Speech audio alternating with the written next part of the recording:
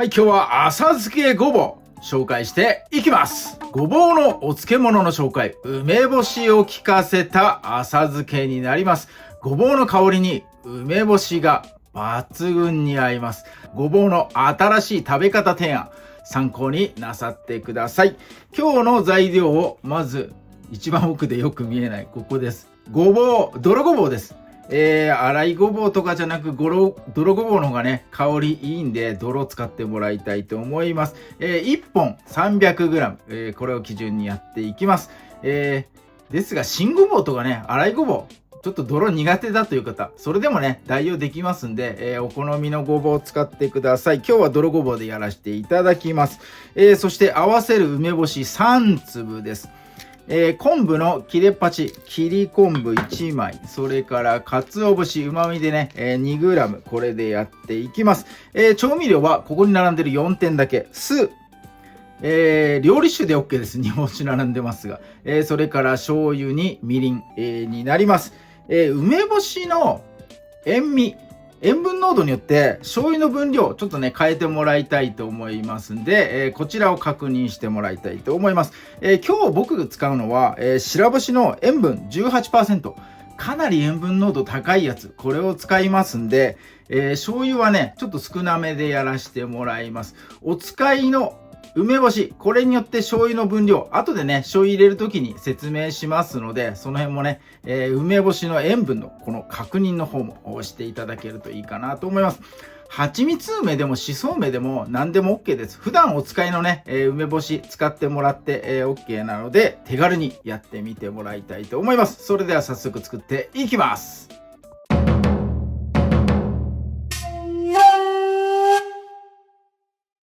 はい、まずごぼう、水洗いと一緒に皮も剥いていきます。アルミホイルをこうくしゃくしゃにね、したもの、これで軽くこここすってみてください。水道はね流しながらやった方がいいかなと思います。はい、こんな感じで、こすってもらえると皮もね、若干残しながらこうやってもらえると風味残って美味しいかなと思います。苦手な方はしっかり剥いていただいて結構ですが、ごぼうのうまみ、あとねアクの成分とか香りとかもうあんまり抜かない方が絶対美味しいんで、ちょっとね残した感じでこんな感じで、やっていきたいと思います。はい、ということで、アルミホイル使って、皮むきと水洗いやってみてください。はい、洗い終わったごぼうを切っていきます。今日はごぼう斜め切りです。まず最初にこのね収穫の切り口のところ、ここはね新しくしておきましょう。はい、ごぼうを斜めに切っていきます。厚み5ミリ幅ぐらいかな。よいしょ。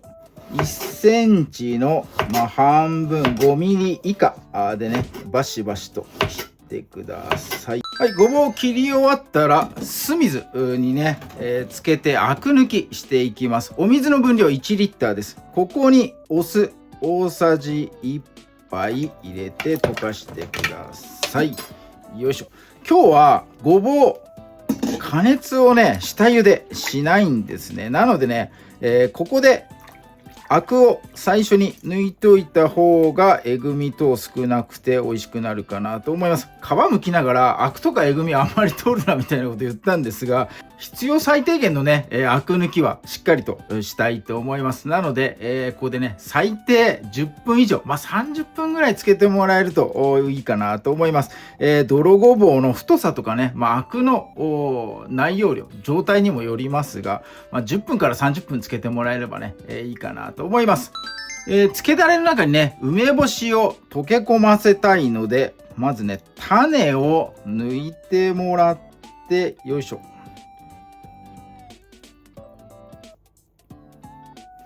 皮をね、これあると溶けづらいんで刻んでいきます。この辺はもう叩き作業で、よいしょ。よし OK。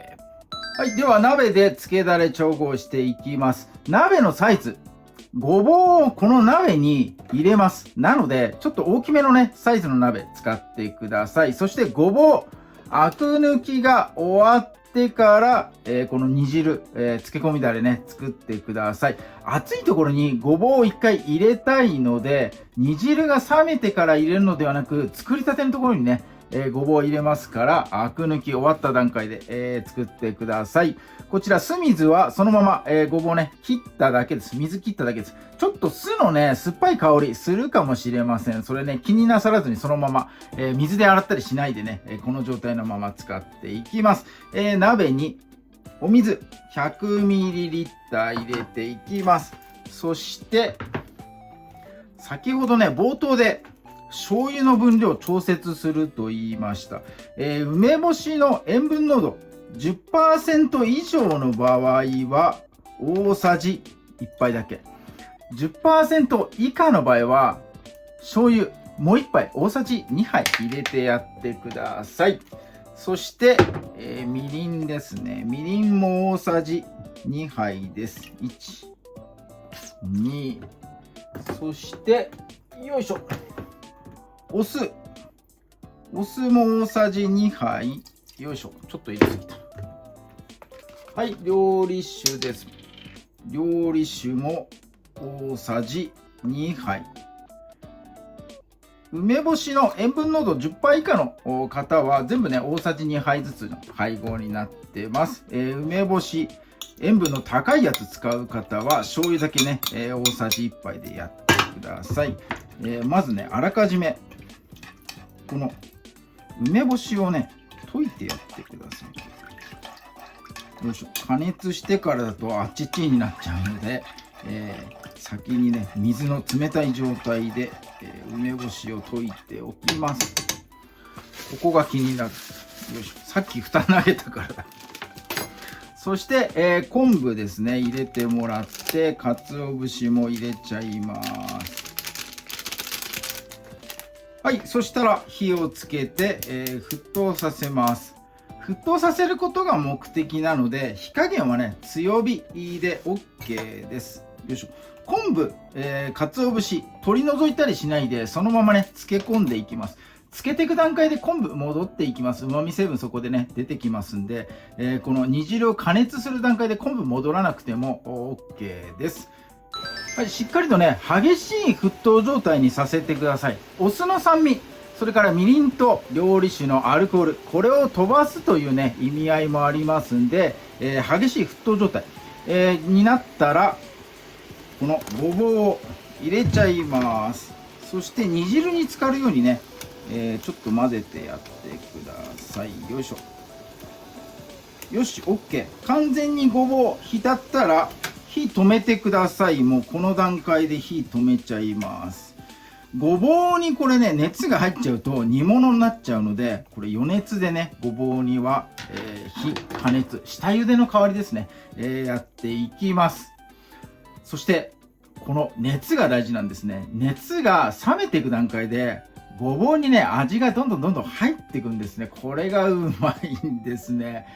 下茹でをしてないのに、下茹でをした効果。これが得られます。それからね、アク。最初にね、酢水につけてしっかりね、抜いているので、その辺の心配もないかなと思います。意外とごぼうって、加熱、すぐね、熱入るんで、この余熱でね、しっかりと美味しく使ってくれますんで、ご心配なく。ということで、こちら、粗熱が取れるのを待ってから、ジップロック袋に入れて漬け込んでいきたいと思います。よし、OK。はい、こんな感じで、密閉できたら、冷蔵庫の方でですね、冷やしてください。冷やせば冷やすほど、冷えてれば冷えてるほど美味しいんで、半日ぐらいはね、冷やしていただいてほしいかなと思います。日持ち的には、3、4日はするかなと思いますが、早めにね、食べていただくのが一番いいかなと思います。どんどんね、ごぼう柔らかくなっちゃうんで、ある程度食感がね、あった方が美味しいかなと思いますんで、半日後から、食べ始めてみてください。はい、じゃあ、漬け上がり実食の方に飛びます。はい、半日後、漬け上がりの状態です。見た目的には何も変わった様子はありませんが、キンキンにね、冷えております。そして、この昆布はね、もったいないんで、これ黒いまな板で見えづらくて申し訳ないんですが、細くねこう切って刻んであげて、またね袋に戻して、全体になじませてやってください。一緒にね食べていけたらいいかなと思いますんで、刻んでいただけるとこんな感じでね、いいかなと思います。はい、戻します。よいし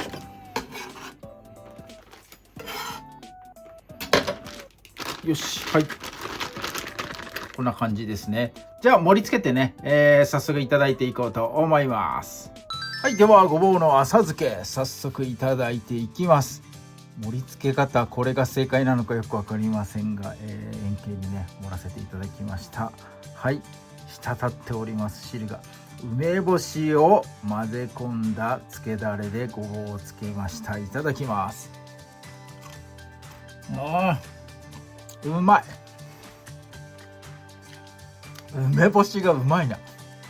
うまいな。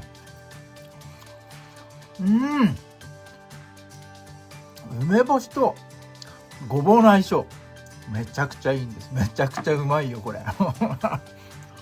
昆布もちょっとね混ぜ込んで、この辺の鰹節、多分鰹節じゃなくてこれ梅干しだろうな。梅干しの破片、こんな感じでね、乗せて一緒にいただいていきます。うまいなこれ。食べ応え、歯応えがすごくある。ごぼうの香りすごく生きてる。そしてこのやっぱね梅干しが効いてんだな。梅干しのなんていうの、クエン酸、この旨味というかね、これがごぼうにめちゃくちゃ浅漬け冷たく冷やしてね食べたらこれめちゃくちゃうまいんで、もうやってみてください。梅干しがね美味しくなる、夏の時期、これはぴったりかと思います。ぜひともこれはめっちゃおすすめです。できれば泥ごぼう、洗いごぼうじゃなくてね、ごぼうのもうジャンクなやつ、買っていただいてアルミホイルでこすっていただいて、やっていただければめちゃくちゃうまいです。ぜひともお試しください。今日はねごぼうの浅漬け紹介させていただきました。今日も動画最後まで見ていただいてありがとうございます。いいね、グッドボタン、そしてチャンネル登録の方もぜひともよろしくお願いいたします。